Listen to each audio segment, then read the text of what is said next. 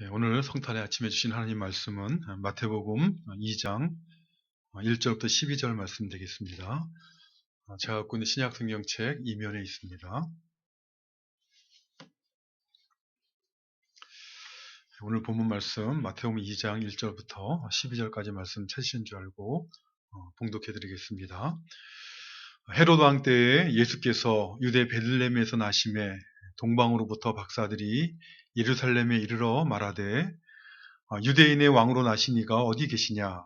우리가 동방에서 그의 별을 보고 그에게 경배하러 왔노라 하니 헤롯 왕과 온 예루살렘이 듣고 소동한지라. 왕이 모든 대제사장과 백성의 서기관들을 모아 그리스도가 어디서 나겠느냐 물으니 이르되 유대 베들레헴이오니 이는 선지자로 이렇게 기록된 바 또 유대 땅 베들레헴아 너는 유대 고을 중에서 가장 작지 아니하도다. 내게서 한 다스리는 자가 나와서 내 백성 이스라엘의 목자가 되리라 하였음이니이다. 이에 헤롯이 가만히 박사들을 불러 별이 나타난 때를 자세히 묻고 베들레헴으로 보내며 이르되 가서 아기에 대하여 자세히 알아보고 찾거든 내게 고하여 나도 가서 그에게 경배하게 하라. 박사들이 왕의 말을 듣고 갈새 동방에서 보던 그 별이 문득 앞서 인도하여 가다가 아기 있는 곳 위에 머물러 서 있는지라. 그들이 별을 보고 매우 크게 기뻐하더라. 집에 들어가 아기와 그의 어머니 마리아가 함께 있는 것을 보고 엎드려 아기께 경배하고 보배압을 열어 황금과 유향과 몰약을 예물로 드리니라. 그들은 꿈에 헤롯에게로 돌아가지 말라 지시하심을 받아 다른 길로 고국에 돌아가니라. 아멘. 예수님의 탄생과 관련하여 성탄을 앞둔 지난 주일에는 우리가 요한복음 1장 말씀을 살펴보았고 또 지난해 성탄 감사 예배에서는 누가복음 2장 말씀을 살펴보았습니다. 오늘 본문 말씀인 마태복음 2장에 기록된 성탄에 대한 교훈을 살펴보도록 하겠습니다.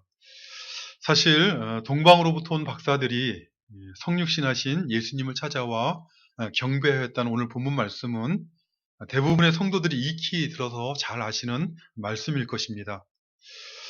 그러나 동방 박사들이 찾아와 경배한 예수님은 아기 예수님이 아니었습니다. 예수님이 탄생한 직후에 구유에 누인 아기 예수님을 방문한 이들은 베들레헴 성 밖에서 밤을 새며 양을 지키던 목자들이었습니다.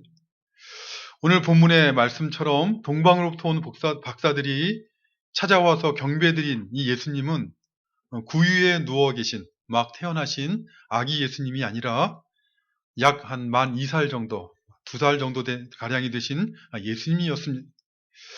우리가 읽진 않았습니다만 마태복음 2장 16절을 보면 예수님을 죽이고자 한 헤롯은 베들레헴과 그 지경에 사는 사내 아이들을 죽이도록 명을 하였습니다. 그때 그 죽이는 아이들, 그 기준이 동방 박사들에게 자세히 알아본 그때를 기준으로 해서 2살부터 그 아래의 아이들을 다 죽이도록 하였다. 이렇게 말씀하고 있습니다. 그렇기 때문에 동방 박사들이 예수님을 찾아와 경배한 때, 그때는 예수님의 나이는 태어난 바로 그 직후가 아니라 한 2살 정도라 이렇게 추측하는 것입니다. 오늘 본문 말씀을 통해서 당시의 사람들은 이 땅에 오신 예수님을 어떻게 맞이하였는가 하는 것을 먼저 살펴보고, 그리고 오늘날 성탄을 맞는 우리는 어떤 태도로, 어떤 신앙의 자세를 가지고 성탄을 맞이해야 되는가 하는 것에 대한 교훈을 살펴보도록 하겠습니다. 오늘 본문 말씀을 보면 이 땅에 오신 예수님을 맞이하는 사람들의 태도는 크게 세 종류로 나누어서 이해할 수가 있습니다.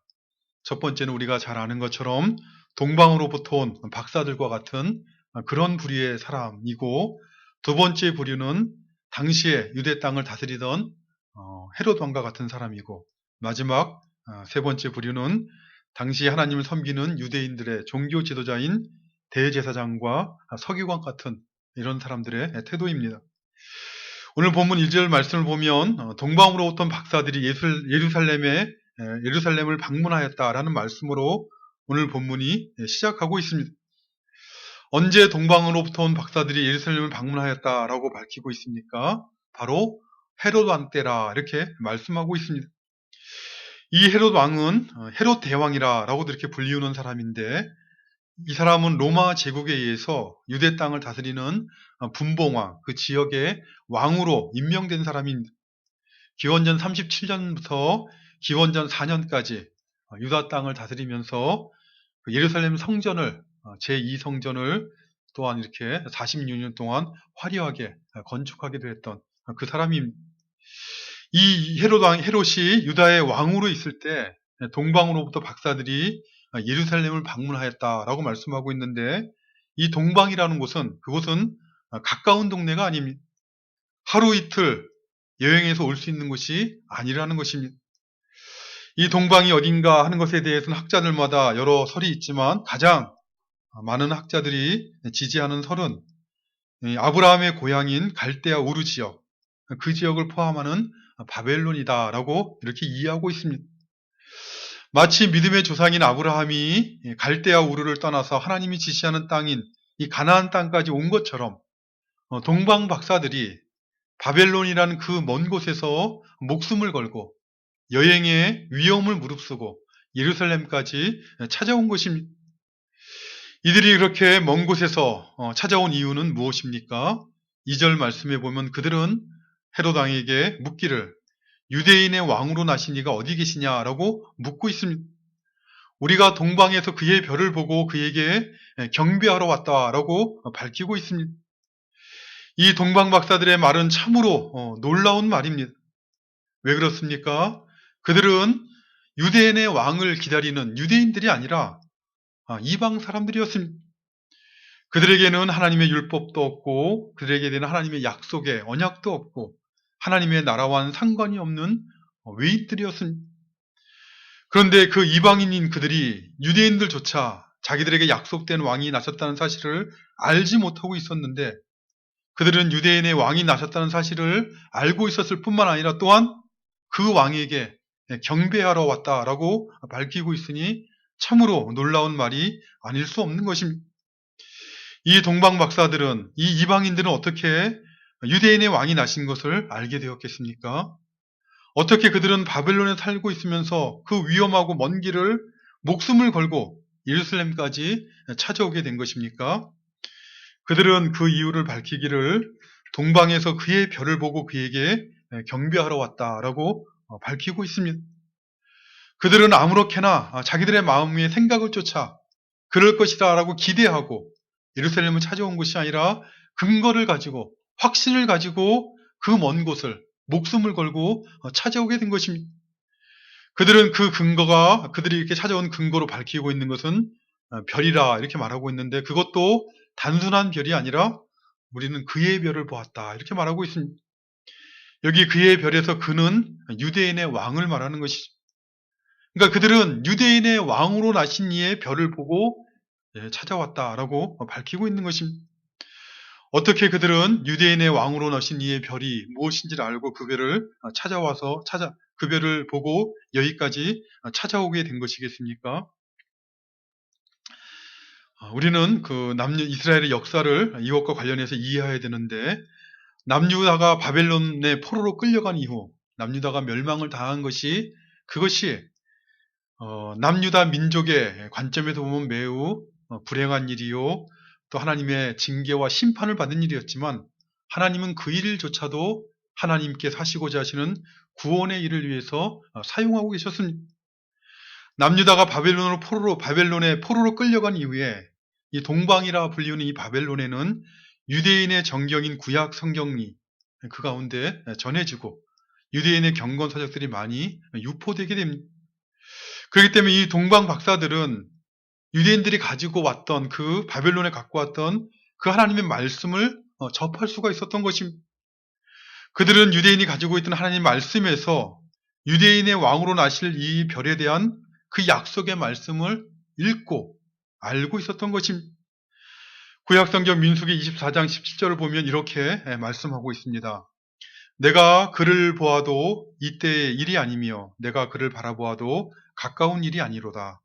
한 별이 야곱에게서 나오며 한 홀이 이스라엘에게서 일어나서 모압을 이 편에서 저 편까지 쳐서 파하고 또 소동하는 자식들을 다 멸하리로다 라고 말씀하고 있습니다. 이 민수기 24장 17절 말씀은 출애굽한 이스라엘 백성들을 그들이 가는 그 길을 대적하고 있던 모압 왕 발락이 거짓 선지자 발람을 불러서 출애굽한 이스라엘 백성들을 저주하게 할 때, 그때 하나님께서는 이 거짓 선지자였던 발람의 입을 주관하셔서 오히려 이스라엘을 축복하는 예언의 말을 하게 하시는데, 그 말씀 가운데 한 구절이 민수기 24장 17절 말씀입니다. 이 발람의 내용은 이런 것이, 발람이 예언하고 있는 내용은 이런 것입니다. 당장 지금 이루어질 일은 아니라는 것이죠. 자기 눈으로 보고 있다 할지라도 지금 이때, 그때 일어난 일이 아니요. 내가 지금 그를 바라보고 있을지라도 가까운 일이, 지금 이런 일이 아니라는 것입니다. 그러나 앞으로 한 별이 야곱에서 나올 것이요, 한 훌이 이스라엘에서 나올 것이다. 이렇게 말씀하고 있습니다. 훌이라는 것은 오늘날은 잘 이해하기 잘 쓰지 않는 것인데, 왕들이 갖고 이렇게 다니는 지팡이입니다. 왕권을 상징하는, 왕의 통치권을 상징하는 지팡이를 말하는 것이죠. 그렇기 때문에 한 훌이 이스라엘에서 나온다는 것은, 그것은 하나님이 보내신 한 왕이 이스라엘 가운데, 애굽에서, 유다 가운데 나와서 하나님을 대적하는, 하나님의 백성들을 대적하는 모압과 같은 이들을 다 멸하고 하나님의 나라를 든든하게 세울 것이다 라는 예언의 말씀입니다. 특별히 한 별이 야곱에서 나온다 할 때 이 말씀은 하나님의 백성 이스라엘의 유일한 통치자가 되시는 한 왕이 그 별의 출현을 통해, 별을 통해서 출현하실 것을 예언하고 있는 말씀입니다.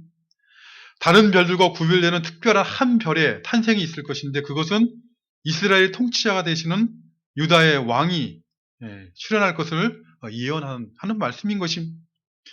구약에 예언된 이 예언의 말씀을 읽고 듣고 알고 있던 동방 박사들은 유다 땅이 있는 바벨론으로 볼 때 그 서쪽 하늘, 유다 땅에 있는 서쪽 하늘 위에 특별한 별이 나타나는 것을 그들은 보게 된 것입니다.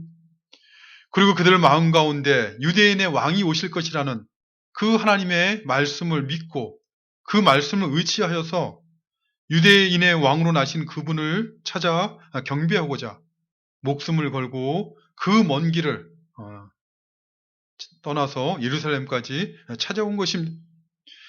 마치 믿음의 조상인 아브라함이 너는 너의 고향 친척과 아버지 집을 떠나서 내가 내게 보여줄 땅으로 가라는 그 하나님의 말씀을 접하여 듣고 그 말씀을 믿고 순종함으로 그의 믿음을 입증했던 것처럼, 동방 박사들은 비록 그들이 말로 고백하고 있지는 않지만 유대인의 왕으로 오시는 이의 출현을 예언하고 있는 그 별을 보고 그 말씀을 믿고 그 별의 인도함을 받아 순종함으로 예루살렘까지 오게 된 것입니다.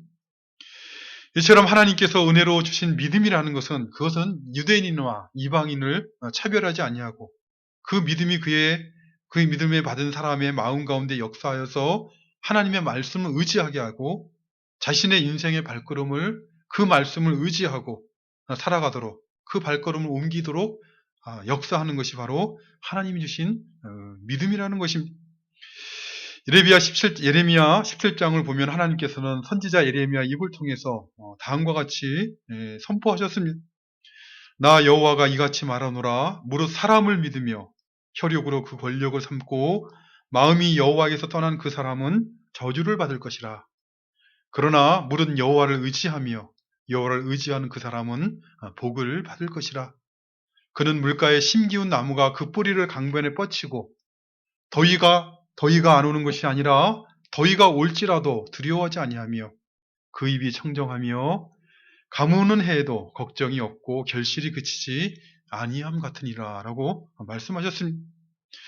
사람과 이 세상을 의지하며 살아가는 자들은 저주를 받을 것이나, 그러나 여호와를 의지하는 사람들, 여호와를 신뢰하며 살아가는 사람은 복을 받을 것이라. 더위가 오고 가뭄이 올지라도 물가에 심기운 나무와 같이 복을 받을 것이다 라고 약속하고 있는 것입니다. 어떻게 하는 것이 여호와를 의지하는 것입니까? 어떻게 하는 것이 여호와를 신뢰하고 의뢰하는 사람의 삶인 것입니까? 그것은 동방 박사들처럼 자기들을 의지하는 것이 아니라 계시의 말씀, 하나님의 말씀을 듣고 들은 바 그 말씀을 의지하고 그 말씀을 의지하는 사람처럼 살아가는 것이 바로 여호와를 의지하는 것입니다. 주의 말씀을 읽고 듣고 묵상하여 계시의 말씀을 마음으로 깨닫고 그 깨달은 말씀을 붙잡고 살아가는 그런 사람만이 예수 그리스도를 만나 경배한 동방박사와 같은 그런 은혜를, 그런 삶을 살게 되는 것입니다. 하나님께서 약속하여 주신 대로 예수님을 보내셨음을 기억하고 감사하는 이 성탄의 날을 맞아서 우리 주의 영광교회 모든 성도들이 하나님께서 내게 주신 그 약속의 말씀을 따라 살아가는 일에 믿음과 지혜를 얻어서 하나님께 약속하신 대로 물가에 심긴 나무와 같은 그런 복을 누리는 우리 모두가 되시기를 간절히 바라는 것입니다. 두 번째, 예수님을 맞이하는 그 부류의 사람은 바로 당시 유대를 다스리던 헤롯 왕과 같은 사람입니다. 헤롯 왕은 동방 박사들로부터 유대인의 왕으로 나신 이가 어디 계시냐라고 그런 질문을 받았을 때 그는 먼저 대제사장들과 백성의 서기관들을 불러 모아서 그들에게 물었습니다.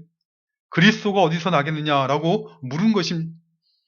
이에 성경의 전문가인 대제사장과 서기관들은 미가서를 인용해서 바로 메시아가 베들레헴에서 나실 것이다 라는 정답을 알려줍니다.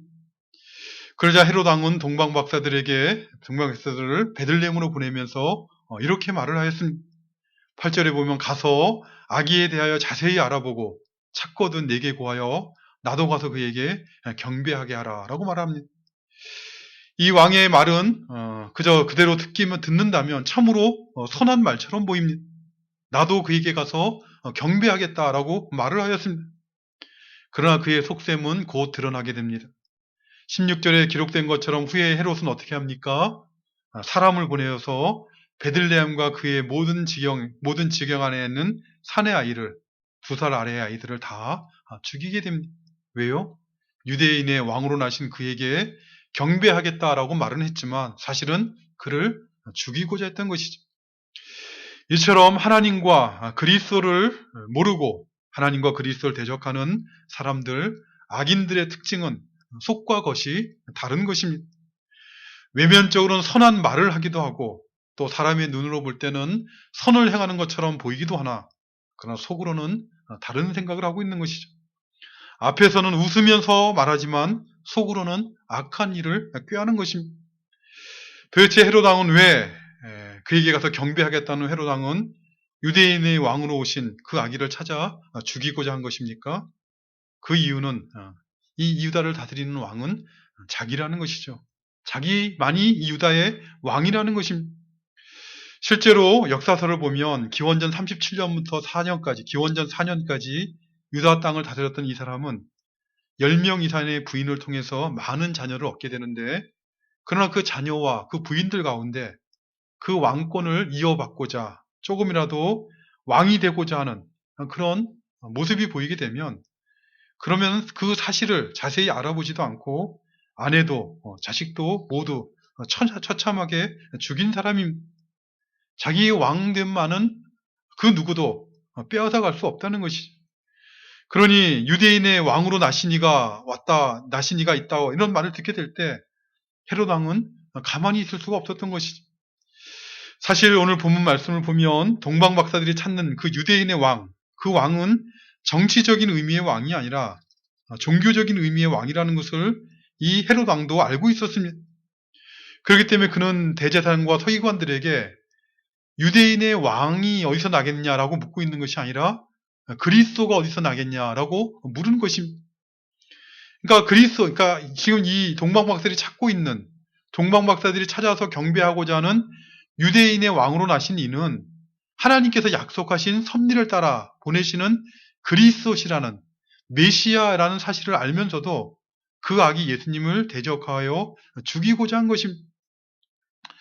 그런데 역사를 보면 재미있게도 헤롯 왕은 이렇게 자기 왕권에 대해서 단호했던 그는 자기 왕권을 유지하기 위해서 자기 아내도 자기 자식들도 죽였던 그는 이렇게 베들레헴에 사는 2살 아래 이하의 아기들을 죽인 후에 채 2년도 살지 못한 하고 그 역시 죽게 됩니다.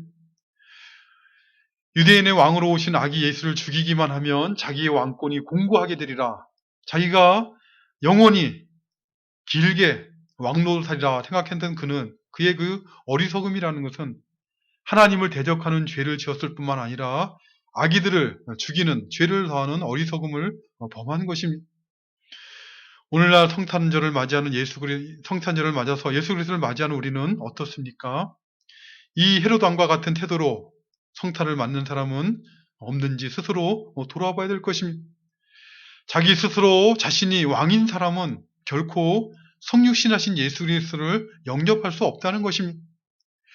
비록 예수님이 그리스도시다라는 것을 말할 줄 안다 할지라도 자기가 자기 인생의 주인이 되고자 하는 사람들, 자기가 자기 인생의 왕이 되고자 하는 사람들은, 그 왕권을 놓지 않고자 하는 사람들은 우리 가운데 참 왕으로 오신 예수 그리스도를 결코 영접할 수 없는 것이요, 멸망의 길을 걸어갈 수밖에 없는 것입니다.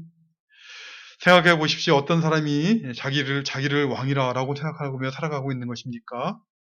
하나님이 왕이신 것을 알지 못하고, 그리고 겸손하지 못하고 자기의 뜻대로 살고자 하는 사람들이 자기를 왕으로 삼고 살아가는 것이죠. 하나님의 뜻이 무엇인지 알면서도, 예수님이 그리스도심을 알면서도 모든 일에 자기를 높이고자 하고 자기 생각만을 주장하는 사람들입니다. 그러나 왕이신 하나님, 참 왕이신 하나님, 모든 일의 주권자이신 우리 하나님께서는 반드시 세상의 모든 일 가운데 하나님의 뜻을 이루어 가시지만, 특별히 스스로 왕됨을 주장하는 사람들 가운데 간섭하시는 하나님이십니다.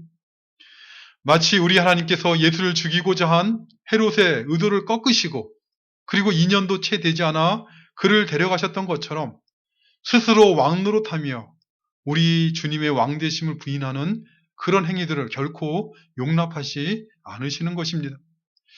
그러므로 예수님께서 우리에게 왕으로 오신 것을 기억하며 감사하는 성탄절을 맞아서 우리 자신이 스스로 왕의 자리에 들어가서 인생의 날을 살아가고 있지 않는가 자신을 돌아보아야 되겠습니다.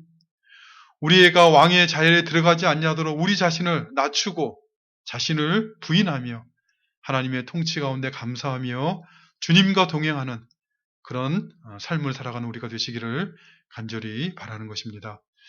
세 번째로 살펴볼 태도는 대제사장들과 서기관들의 태도입니다. 대제사장과 서기관들은 오늘 본문 말씀을 보면 유대인의 왕으로 오신 분에 대해서 별로 관심을 보이지 않고 있습니다. 동방 박사들은 유대인의 왕으로 나신 이에게 경배하고자 그 먼 길을 마다하지 않고 위험을 무릅쓰고 예루살렘까지 왔습니다. 유대인의 왕으로 나신 이에 대한 소식을 들은 헤롯 왕은 반면에 그 아기 예수를 죽이고자 대적을 하였습니다. 그런데 그 예수님이, 그 이스라엘을 다스리는 목자가 베들레헴에 나신다는 그것을 다시 예언되어 있는 말씀을 정확하게 찾았던 대제사장과 서기관들은 어떻게 했습니까? 그것을 왕에게 알리긴 하였지만 그러나 아무런 행동을 하지 않습니다. 별 관심이 없었다는 것이죠. 왜 그렇겠습니까? 그들이 알고 있는 하나님의 말씀이 자신의 삶과는 전혀 상관이 없는 말씀이었기 때문에 그렇습니다. 매우 놀랍고 충격적인 일이 아닐 수 없습니다. 유대 땅 베들레헴에 이스라엘을 다스릴 한 목자가 나셨다는 것이, 그것을 알고 있는, 그 사실을 알고 있는 자신들과는 별로 상관이 없다는 것이죠. 하나님에 대한 말씀, 하나님의 말씀에 대한 지식은 갖고 있었으나 자신의 삶과는 전혀 상관이 없었던 것입니다. 하나님의 말씀에 대한 지식은 자신들이 갖고 있는 종교적인 지위, 종교적인 위치를 지키기 위한 수단이었지, 자신들이 순종하며 살아야 되는 진리의 말씀은 아니었던 것입니다. 종교적인 행위를 통해서 종교적인 신앙적 지식을 안다는, 그것을 가르치는 그 종교 행위를 통해서 대제사장으로서, 서기관으로서의 자기 자신의 지위를 지키고 존경을 받는 것이, 그것이 목적이었지 그리스도는 그들과는 전혀 상관이 없었다는 것입니다. 그래서 그렇기 때문에 주님께서는 당시 하나님을 안다는, 하나님의 백성이라고 하는, 하나님을 아는 지식의 말씀을 갖고 있던 유대인들에게 이렇게 책망을 하십니다. 요한복음 5장 39절에 보면 너희가 성경에서 영생을 얻는 줄 생각하고 성경을 상고하거니와, 성경을 상고까지 했다는 것이죠. 그러나 이 성경이 곧 내게 대하여 증거하는 것이라. 그러나 너희가 이 성경, 이 영생을 얻기 위하여 내게 오기를 원치 아니하였도다 라고 말씀하셨습니다. 성경을 읽고 묵상하고 상고하고 성경에 있는 내용들을 잘 알고 있었지만, 그러나 그 성경에서 말하는 주님으로 인해 얻게 될 영생을 사모하고 주님께, 그리스도께 나아가는 그 발걸음으로 걸어나가지는 않았다라고 말씀하고 있는 것입니다. 오늘 본문에서 예수님의 오심에 대해 반응을 보인 이 세 종류의 사람들, 이 세 종류의 태도 가운데 우리는 어떠한 태도를 가지고 성탄절을 매해마다 맞이하고 있습니까? 아마 모든 성도들은 모두 이 본방사처럼 오신 주님을 찾아가 경배하는 그런 삶을 살기를 원할 것입니다. 헤롯 왕처럼 자기의 왕권을 주장하기 위해서 주님을 대적하거나, 또는 대제사장이나 서기관들처럼 종교적인 기득권에 대한 관심으로 그리스도에 대해서 무관심한 것이 아니라 동방박사들처럼 참으로 주님을 경배하는 그런 신앙의 태도를 가지고 주님 오신 이날을 맞이하기를 원할 것입니다. 그렇다면 어떻게 하는 것이 동방박사들처럼 주님을 맞이하여 경배하는 삶을 사는 것입니까? 오늘은 두 가지 내용을 간단하게 살펴보려고 합니다. 먼저 오늘 본문에서 동방박사의 발걸음을 인도한 그것은 다른 것이 아니라 바로 유대인의 왕으로 나신 이의 별이었습니다.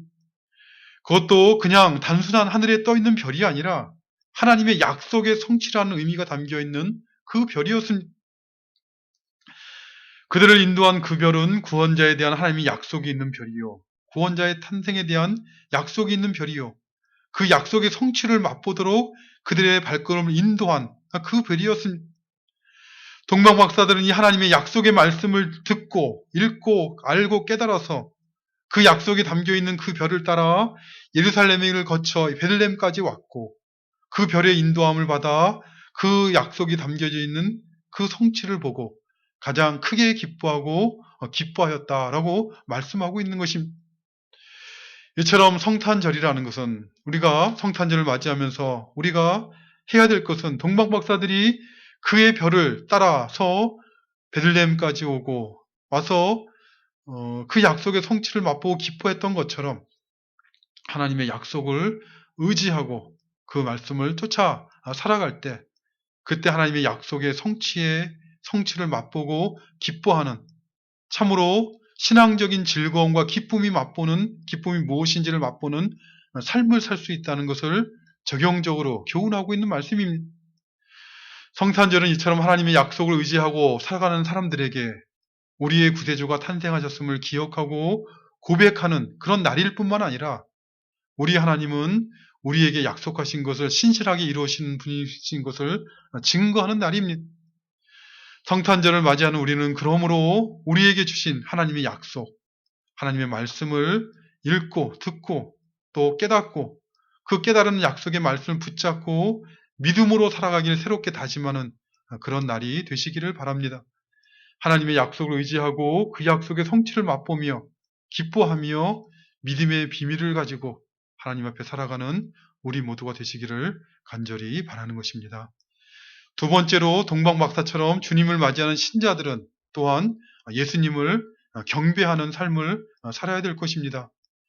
동방박사들이 그 죽음을 무릅쓰고 예루살렘에 찾아온 이유는 무엇이겠습니까? 2절에서 그들은 밝히기를 우리가 동방에서 그의 별을 보고 그에게 경배하러 왔다라고 밝히고 있습니다. 그들은 아기 예수님이 거하시는 그 집을 찾아가서 그 집에 들어가서 무엇을 하였습니까? 그 아기 예수를 보는 것으로 만족한 것이 아니라 11절에 보니 집에 들어가서 아기와 그의 어머니 마리아가 함께 있는 것을 보고 엎드려 아기께 경배하고 보배합을 열어 황금과 유황과 모략을 이에 물러드렸다라고 말씀하고 있습니다. 아기가 누워있는 집에, 아기가 있는 그 집에 들어간 동방박사들은 엎드려서 아기께 경배하였습니다. 어머니 마리아에게 경배한 것이 아니라 천주교에서, 로마 카톨릭에서 가르치는 것처럼 어머니 마리아에게 경배하는 것이 아니라 그 집에 들어가서 아기와 그의 어머니 마리아가 있는 것을 보고 엎드려서 아기에게만 경배하였다라고 분명히 밝히고 있습니다. 그것이 바로 아기에게 경배하러 온 것이 바로 동방에서 베들레헴까지 찾아온 목적이기 때문에 그렇습니다. 그들은 그 아기께 경배할 때 보배합을 열어 황금과 유황과 모략을 예물로 드렸다 이렇게 말씀하고 있습니다. 여기서 아기에게 경배하면서 아기를 경배할 때 하였다 할 때 중요한 것은 예물을 드렸다라는 것보다도 어떤 예물을 드렸나 하는 것이 훨씬 더 중요한 것입니다. 창세기 4장에 보면 가인과 아벨이 동일하게 하나님 앞에 제물을 가지고 제사를 드렸지만 하나님은 그 제물을 기뻐하시는 것이 아니라 그 사람이 어떤 마음과 어떤 믿음을 가지고 드렸는가를 살피시고 아벨과 그 제물은 받으셨지만 가인과 그의 제물은 받지 않으셨습니다. 그렇기 때문에 어떤 예물을 드렸나 보다도 예물 자체보다도 어떤 마음으로 어떤 예물을 드렸나 하는 것이 훨씬 어떤 의미의 예물을 드렸나 하는 것이 훨씬 중요하다는 것입니다. 황금이라는 것은 우리가 잘 아는 것처럼 동서고금을 통해 값이 나가고 변치 않는 귀중품입니다. 특별히 황금은 왕의 영광을 상징하는 것입니다. 당시에 격언 중에 이런 격언이 있었다고 합니다. 황금을 가지지 않고는 왕을 만날 생각을 하지 말라라는 세네카라는 사람이 했다는 말인데 이런 격언이 있었습니다. 그러니까 왕을 만날 땐 반드시 준비하는 선물이 황금이었고 황금을 준비하여 바친다는 것은 그것을 받는 그분이 우리에게 왕이 되시는 분이라는 것을 인정하는 그런 의미였다는 것입니다. 두 번째로 언급하고 있는 유향이라는 것은 어떤 나무 줄기에서 흘러나오는 진액을 받아서 굳힌 고체인데 향기를 내는 향수와 같은 값비싼 향료입니다. 특별히 성경에서 이 유향 같은 향료는 하나님께 드리는 감사의 제사인 소제와 깊은 관련이 있는데 하나님께 감사제로 소제를 드리는 사람은 그 유향을 반드시 가지고 나가서 제사를 드리는 제사장에게 유향을 갖다가 드려야 됐습니다. 그러니까 유향이라는 하나님께 소제를 드리고자 하는 사람이 반드시 가서 제사장에 드려야 되는 그런 제사의 제물이었던 것입니다. 마지막으로 이 모략이라는 것은 감람나무 개통의 꽃잎이나 열매 줄기에서 나오는 그 즙을 말려서 만든 고체 덩어리인데 소독제로 쓰이기도 하고 방부제나 마취제로 쓰이는 그런 종류의 약재였습니다. 특별히 예수님의 생애는 모략으로 시작해서 이 모략으로 끝났다라고 말할 수도 있습니다. 왜 그런가 하면 오늘 본문 말씀처럼 예수님이 태어나셨을 때 동방 박사에게 선물로 받으신 것이 모략이었을 뿐만 아니라 예수님이 십자가에서 죽으셨을 때 주님이 마지막으로 받은 선물도 모략이었다라고 말할 수 있기 때문에 그렇습니다. 요한복음 19장 39절 말씀을 보면 예수님이 십자가에서 죽게 되자 니고데모가 와서 모략과 침향 섞은 것을 100근쯤 가지고 와서 예수님의 시체에 발랐다 이렇게 말씀을 하고 있습니다. 이러한 그 동방 박사가 드린 예물의 의미에 대해서 종교개혁자였던 칼빈은 교훈하기를 이 황금이라는 것은 예수님이 우리의 왕이 되심을 고백하는 예물이었고 유황이라는 것은 예수님이 우리의 죄를 담당하시는 제사장이 되신다는 그것을 고백하는 예물이요. 모략이라는 것은 예수님이 하나님이 약속하신 메시아로 오셔서 우리 대신 고난과 죽음을 당하실 것을 상징하는 그것을 고백하는 그런 의미를 가지는 예물이었다 이렇게 해석을 하고 있습니다. 이처럼 동방 박사들이 드린 예물이라는 것은 단순히 세상적인 가치가 있는 제물로서 드렸다라는 그런 것이 아니라 신앙적인 의미를 지니는 믿음을 고백하는 예물이었습니다. 동방 박사가 예물을 가지고 갔다는 그 사실보다 그들이 드린 예물은 유대인의 왕으로 오신 아기 예수님이 누구신가를 고백하는 그런 믿음의 고백이었다는 것입니다. 오늘 사는 우리들이 이 동방 박사처럼 오신 예수님을 경배하는 삶을 살아간다는 것은 그것은 우리의 말과 행실을 통해 예수님이 누구신가를 고백하며 증거하는 삶을 살아가는 것입니다. 우리에게 주신 금보다 귀한 믿음이 우리의 인생 가운데, 우리의 심령 가운데 역사하여서 우리가 주님의 말씀에 순종함으로 예수님이 우리의 왕이시라는 것을 우리 자신에게 또 세상 가운데 증거하고, 또 예수님께서 참으로 나의 죄를 위하여 고난과 죽임 당하신 것을 고백하며 그 사랑과 은혜에 감사하는 마음으로 인생의 날들을 살아가며 하나님을 섬기는 삶을 살아가는 것, 그것이 바로 오늘 본문에서 동방박사들이 예수님을 경배하는 그런 삶과 동일한 삶을 살아가는 것입니다.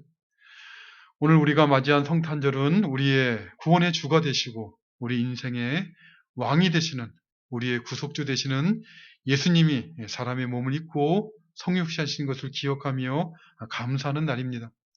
하나님의 아들이신 예수님이 우리를 구원하여 약속하신 나라, 하나님의 나라를 이루기 위해서 이 땅에 오신 것을 기억하며 감사하는 그런 절기인 것입니다.